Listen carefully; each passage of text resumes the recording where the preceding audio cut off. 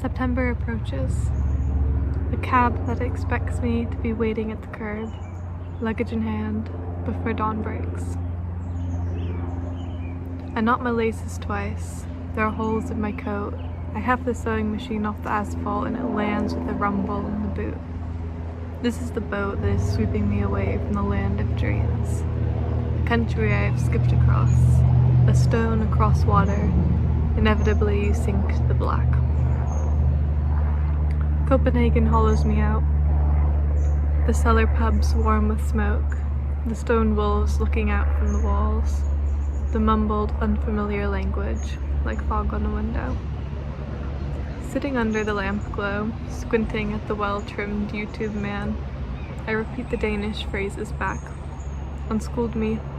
Sorry, excuse me. Onschuldigheid in Dutch. As a root means to proclaim one's innocence, to remove guilt from oneself. Unschooled. Time is moving all too fast. Onschuldigheid. No one is growing, simply adapting. My father did not teach me his language.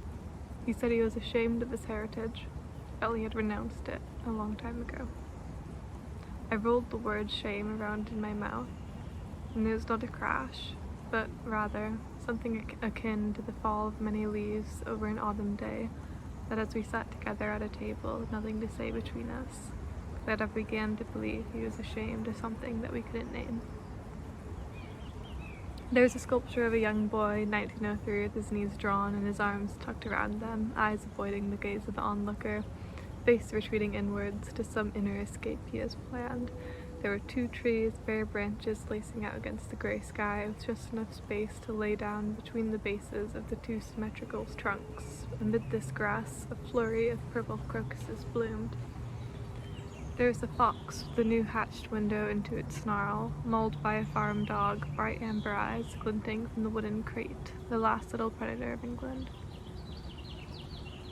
There's the feeling of no return, the prelude to growing up, growing young. There's my father standing by the door, cold wolves rushing in, looking back, saying, "Don't forget your coat."